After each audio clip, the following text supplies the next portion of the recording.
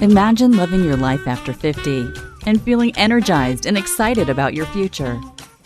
Welcome to the Women in the Middle podcast, the podcast for women who are ready to figure out what they want and create the life they deserve. Here's your host and master certified life coach, Susie Rosenstein.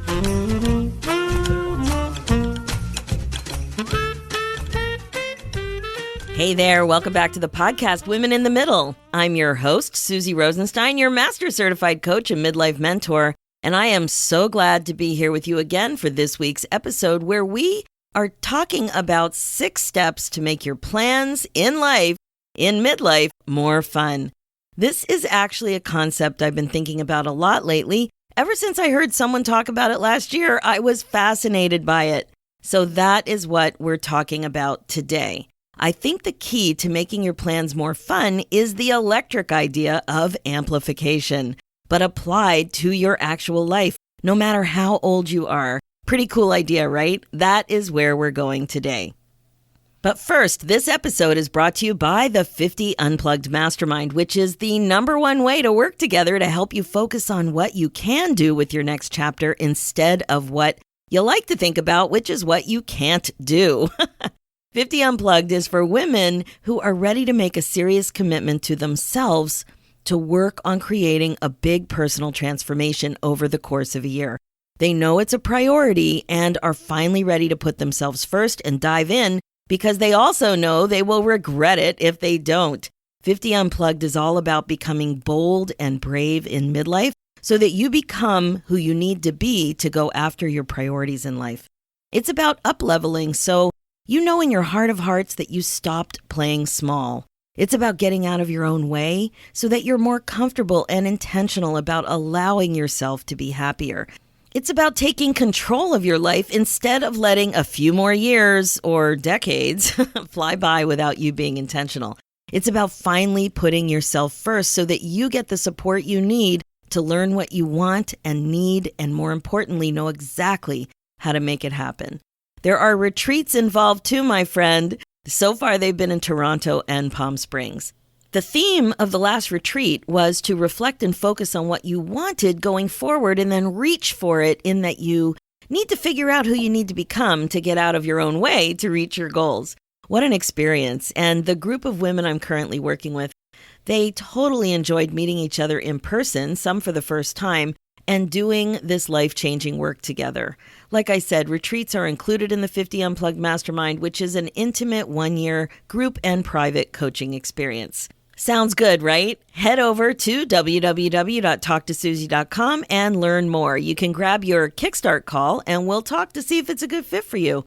And I also wanted to let you know that the mastermind and private coaching prices will be going up very soon, so make sure to book your call now if you were thinking of working with me this way. Okay, let's dive in. Today, we're talking about 6 steps to make your midlife plans more fun. And what I'm really talking about is how to amplify. Now, what do you think I mean by that? Well, when you look up the actual word amplify, it means to make it more intense or to turn up the volume. You might even say things like amp it up or something like that. Now, I bet you can see where I'm going with this. Using the word amplification this way puts the responsibility for your experiences on you in terms of your enjoyment. Not someone else, but you. You can turn up the volume when it comes to your life. So as I mentioned, when I first heard about this idea, it was in relationship to the top 10 days of the year concept mentioned in episode 78. Now, I've mentioned this episode several times because there were so many things in it that are relevant to what I think is important to talk about. The idea there was that if you sense you're experiencing a top 10 day, you can also make it better by amplifying the pleasurable effect in the moment. So if you sense something awesome is about to happen, you can go, oh my God, how can I make it better? That was that concept. So why might you do this? It's a great question. Not to compete, not to teach yourself a lesson or prove anything, but just for the pure pleasure. And you can do this at any point, but the idea is that you notice something great is happening in the moment and you make a big effort to make it even greater. What I mean is taking something that's good and making it, like I said, way better. You're going to amp it up. So for today's show, I want to explore this concept a little more when it comes to amplifying planning as well as amplifying the moment. I love the idea of amping up your plans because if there's one thing I know about women in the middle is that we love plans. We love to make plans. We like to make lists. We love to buy planners. We love to plan more things than we have time to do. Guilty as charged. Now, don't get me wrong. I didn't say we're amazing about and with our planners, but simply that we love planning. So I know you're listening and probably thinking, oh, good, the planner I wanted is on sale and this show will give me a reason to buy it. I'll add it to my collection. Here's the thing. Planning is fun. It's the way you can safely nurture and create dreams. And it's a way that you can get things done. But notice that when I talked about planning and nurturing dreams, I said safely. I use that word because you don't have to take action when your dream is simply written down, perhaps decorated with colored markers and a fun little sticker. The thing about dreams is that they're often something you may feel disconnected to at this age and stage in your life. You've just come out of a 20-year whirlwind of time that you're having trouble comprehending anyway with questions like, where did the time go? And I can't believe I'm this old. I catch myself thinking that stuff for sure. And the big question you might be asking yourself is, who am I now that I don't have everyone else's needs and structure to guide my own plans? A lot of focus tends to be placed on the empty nest crowd when it comes to your changing structure in a family. That once the kids leave, you no longer have the school and the kid activity structure to guide your own schedule, right? Like either you're driving kids around or you're loaning a car so that they can drive themselves around. Any way you cut it, there's a structure that revolves around the kids.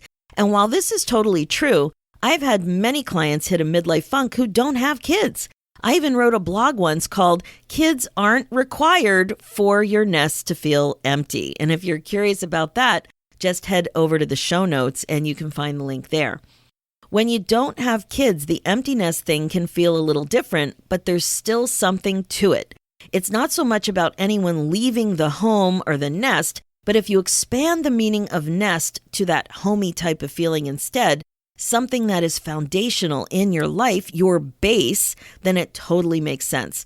What I hear from these child-free clients is that they often feel like they're anchored with responsibilities like taking care of their aging parents. And these kind of anchors, these responsibilities create that same sort of feeling when the obligation ends. I like to think of it as going from being tethered to being untethered. That anchor changes, moves, or disappears. Now, both groups, people who have kids, people who don't have kids, complain about something else. The whole being at your job too long problem. Can you relate to that one?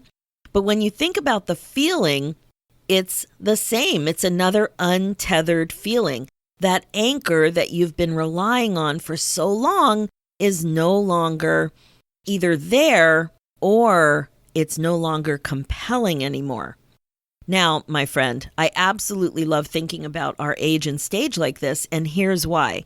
Let's look at the definition of untethered. An untethered animal isn't tied to anything, so it's free to move in a large area. Like if you had 2 untethered dogs and a bunch of seniors in a living room, it might not be a good idea because it could get chaotic with the dogs jumping up or seniors becoming unstable because of dogs running around.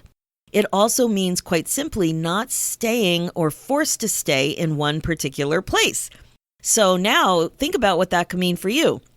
You can feel untethered at this age and stage because of a lot of things, like having kids who are now less dependent or perhaps not even dependent, off the payroll, as I like to say. You could also feel untethered because you might have more flexibility with your home commitments, like not cooking dinner every night, for example. If you've gone through a long period of time caring for senior parents, You may also feel untethered after they've passed. I've heard this from several women in my community. There's another way too. Your ideas about your future can also be untethered, not tied down or held back with this change in mindset about your new reality, about what's possible. And that's really what I want to bring your attention to, making plans like this. Remember, you're untethered, so you're free to move around physically and mentally, and you have the ability to amplify, which means you can make your plans more intense. That is, you can turn up the volume a bit. It's a beautiful combination, right? Way better than framing planning as a bucket list, I think. I can't stand that whole bucket list idea. A bucket list is thinking about what you want to do, planning, in the context of running out of time to do it. I do not like that. This is thinking about more amped up plans that are more intense, more meaningful, with more volume. Are you with me? Think of it this way. If you're planning a vacation, you might be satisfied that you save the money, block the time, and make it happen. But what if you amplified? What would your vacation look like if you took the time and mental energy to really see what you could create for yourself? How could you make it even better and more joyful? And it doesn't have to be a vacation. It could be the grocery store, running errands, even your bedtime routine. Things don't have to be the way they are. You don't have to just settle with adequate or okay. You don't have to just get there or just get by. You, my friend, can max your midlife. You can amp it up. Actually, I did just this with the California retreat I planned and hosted recently. It was a perfect example of what I'm talking about. It was called Focus and Reach. The first way I amplified was picking the venue for the retreat. We weren't sitting around in a hotel meeting room, that's for sure. In fact, we were in a swanky mid-century modern classic home with a pool and amazing scenery. When it comes to retreats, one of the things that I'm always looking for is a comfortable place to sit. Not around fold-out chairs, not around a table for the whole time. And this place had a beautiful couch that could accommodate everybody. And I just thought, that made such a difference. This place also had a beautiful place to sit outside, so we could go inside and outside and do our work seamlessly. Like the weather was perfect. It really didn't matter where we were sitting. What mattered to me was that we were sitting somewhere completely comfortable and beautiful. Now, let me back up a bit. The idea for the retreat in California started with a simple thought when I was in San Diego a couple of months ago. It was beautiful to be in San Diego, as you can imagine, and I was at a Susan Hyatt event, and I love Susan Hyatt, and I love her events. And the thought occurred to me in October that I hate winter, and winter is coming. Now, I live in Toronto, so it's a thing for me to start feeling bummed about the winter, even before it's terrible. I actually love the fall. But it was occurring to me, here we go. Then another thought popped into my brain. And you know, when thoughts go popping around into your brain, the better you get at watching your thoughts, the more easy a time you'll have of catching them when they pop in. So the thought was, and this might not be a big deal for you, but it was a big thought for me, I can plan a retreat for my 1-year mastermind, 50 Unplugged, that's someplace warm. I could actually do that. Now, I felt gleeful. I felt giddy. I could do something like this. I'm an entrepreneur. I don't need to ask anybody's permission. I need to ask the women in my mastermind if they think it's a good idea, if they would enjoy something like that. But I had the thought, and I could do it. It was possible. It didn't occur to me before to host a retreat in a location that would get me out of the snow. But now it did, and I couldn't stop thinking about it. So now that my retreat location was untethered from the cold and dreary confines of January in Toronto, I was set to amplify. I needed to plan activities that were based on a relevant theme. Of course, I couldn't resist picking the theme Focus in 2020. I mean, come on, clear vision and all, it's perfect, but I wanted more. So I started to think and think some more. It was a lot of thinking. I had a big flip chart and sticky notes everywhere with ideas and possible schedules. I wanted yoga integrated somehow too. And I wanted to bring in the vision board concept in some creative way.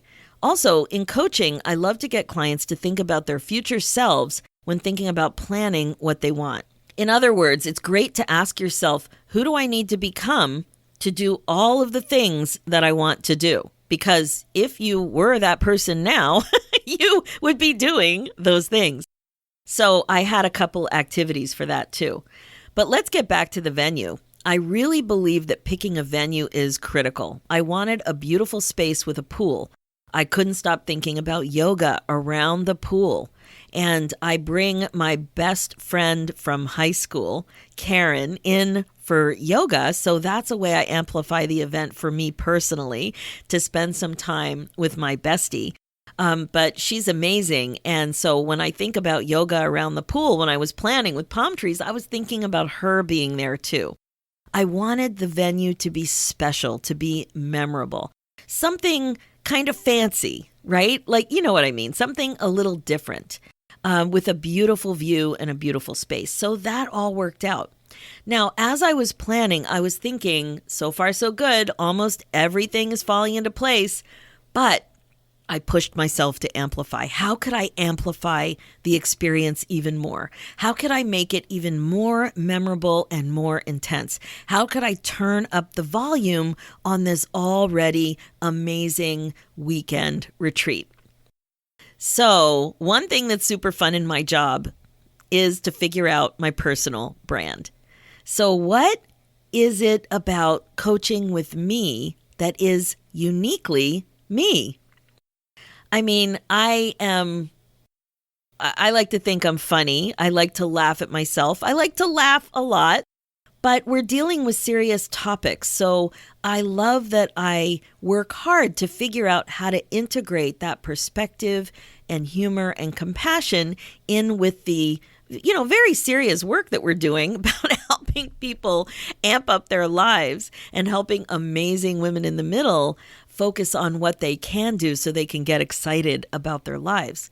But what I really want to ask myself, what can I offer that expresses what I really think is important and really cool? How can I integrate that? So that's all I needed to ask myself to help me amplify my retreat plans even more. Now, if you're a listener to this podcast, you know I love animals, nature, creativity, and nature photography. That was the key to the rest of this amplification effort. Now, I'm telling you all of these details because I know that you can apply this kind of thinking to your own plans. And like I said, your own plans don't have to be making a retreat. It doesn't have to be a giant plan. It could be a smaller plan. It could be your vacations, or it could be something you do on the regular that you just want to get more joy from and have more pleasure. So as I mentioned earlier, I set the theme of my retreat to focus and reach. Focus on what you want to create and then reach for the shifts you need to make to do what you want to do. We did a visioning exercise with a really creative take on a vision board. And then the yoga, we did mat yoga and chair yoga with some music and dance as well. And dancing in a chair, super fun. And the music was amazing. It helped us reach for sure. And my friend, the yoga instructor, surprised me by a little amplification effort of her own when she realized that one of my favorite songs that she was able to include in the dance yoga, in the chair yoga. And I was thrilled. It was such a pleasure to do yoga to that music. So that song, you might be interested to know, is Beyond the Sea by Bobby Darin. Oh my God, I listened to that song and I just smile. So imagine a beautiful pool and palm trees and us in chairs around the pool doing this beautiful dance with the yoga. It really helped us reach for sure. And I actually teared up when we did it. But when I was planning it, I didn't know that that music was going to be part of the event. But this activity really did help us reach. But that's not all. On the second day, we spent time with one animal that is absolutely expert when it comes to reaching. That animal, my friend, is the giraffe. off we went to the Living Desert Zoo and Gardens, where they have the most amazingly beautiful grounds to watch giraffes. This amazing place is located in Palm Desert. It's a botanical garden in the Sonoran Desert of the Coachella Valley and the Santa Rosa Mountain foothills. And that backdrop, that amount of space, it's so expansive, and the giraffes live there. They live in that massive, picturesque space with rolling hills, palm trees, and that backdrop of mountains. It is absolutely stunning. It's a lot of land. It's huge. And you just have the opportunity to watch giraffes. For a small fee, though, you can also feed lettuce to any of the giraffes that choose to come by the feeding station. We learned all about this endangered species, too, because of the focus at the Living Desert on conservation research, habitat protection, breeding programs, and education around the world, as well as in its own community. I've never had an opportunity like this to watch so many natural giraffe behaviors up close like that. And, you know, I love photography, so I had the extra benefit of zooming in on my pictures when I got home. Their eyelashes are so beautiful, and their tongues are quite unique. They're really long and have this blue-black color. As a species, giraffes are in serious trouble and under threat of extinction, so please do what you can to learn about them and support conservation efforts for sure. It's really no joke with giraffes. Anyway, one of the other things that's amazing about the Living Desert is that there are trails in the desert. The desert area that's the property of the Living Desert is a nature preserve that you can walk and hike. There are 3 different distances that you can choose. It is just fabulous. So when I learned about this, I knew it was another amplification opportunity.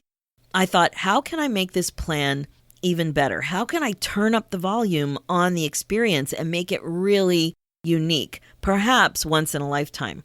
And the answer was yoga in the desert. Plenty of space, no mats or anything. We weren't going to schlep that around, but just beautiful stretching and reaching in an incredibly stunning area. The surroundings were so special. It was rough. It was desert, right? The weather also cooperated, though, as it was a bit cloudy. It was perfect so that it didn't get too hot. And then the nature trails were memorable. It was just such a memorable way to experience the beauty of the Coachella Valley, the beauty of the retreat. We got out into nature, which is something I miss terribly whenever I am stuck inside too long. It was amazing. The pictures are amazing, too. And there was one more thing. I thought it would be cool to take some time in the desert and complete one of the coaching worksheets that I prepared about reaching to become that future self that you need to become to focus on the outcomes that you want to create. Now, I spent a lot of time on the phone with the staff at the Living Desert to make sure I could find a place, but I didn't know exactly where I could find that picnic table that I knew I'd be looking for, right? The picnic tables are scattered around the property. But right when we were walking off the trail, it was kind of like, ta-da! There was one right there. I couldn't believe it. And one of the women in my group, I said, now I want to find a picnic table. And she's like, hey, we just passed one.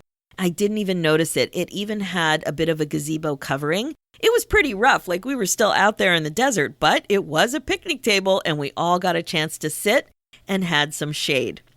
We had the perfect place to have a little snack and do the worksheet, which was about writing some poetry to really take us in to thinking creatively about our future selves. Amplification successful. So I was planning all of that. I had no idea exactly how it would turn out, but I spent the time on the planning. I really pushed myself to consider thinking, how can I make this better? How can I make it more memorable? And that's the point. I really want you to consider doing that for yourself. So what might the concept of untethering and amplification mean for you and your midlife plans? It can really change the way you think about what options are available to you. You can start where you are now, of course, noticing that you may have to make more of a concerted effort to plan your future, to make plans for your day, to make plans for your week, to make plans for anything. But I know you love planning. I know about those planners.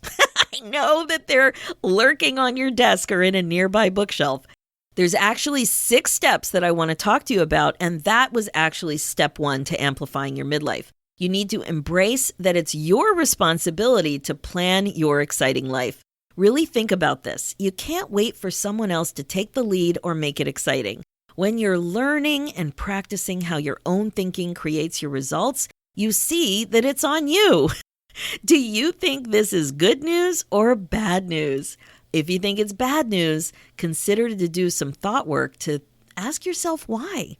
Really take a look at that. Okay, step 2 is to brainstorm whatever it is you're planning. Keep asking yourself, how can I make this more fun, more meaningful, more exciting, more memorable, more joyful, more pleasurable? Resist the urge to just do it faster, move on. Just get it done, right? That's how we are. How many things can I cram into the day? How many things can I put on my list? Plan in advance so that you have some time to really own it and create the experience you want on purpose. Step 3 is to think about how you can sprinkle a bit of your personality and style onto what you're planning. What's important to you? What would make your plan a 10 for you? Understand what you need to pump up the volume on your life and your joy.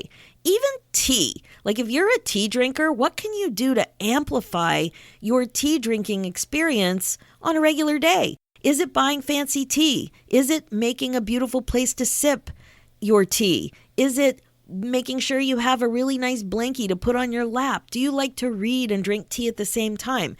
Is it the cup? Do you have a special cup, or are there some special mugs that you really love to drink tea out of? All of those things. That's just a simple example.